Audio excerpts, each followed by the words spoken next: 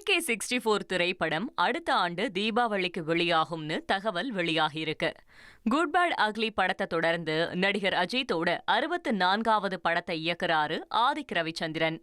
இந்த மாதம் படப்பிடிப்பை தொடங்க திட்டமிட்டிருந்த நிலையில அஜித் மேலும் 2 மாதம் டைம் கேட்டதால படப்பிடிப்பு தாமதமாகும்னு எதிர்பார்க்கப்பட்டது.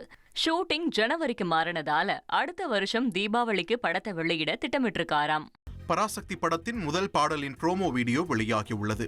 டான் பிக்சர்ஸ் தயாரிப்பில் இயக்குனர் சுதா கொங்கரா இயக்கத்தில் உருவாகியுள்ள பராசக்தி திரைப்படத்தில் சிவகார்த்திகேயன், ரவி மோகன், அதர்வா ஆகியோர் முக்கிய கதாபாத்திரங்களில் நடித்துள்ளனர்.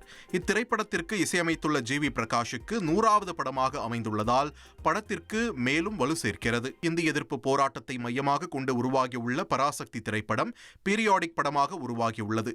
பராசக்தி திரைப்படம் வரும் பொங்கலுக்கு நடிகர் விஜயின் ஜனநாயகன் திரைப்படத்துடன் மோத உள்ளது குறிப்பிடத்தக்கது.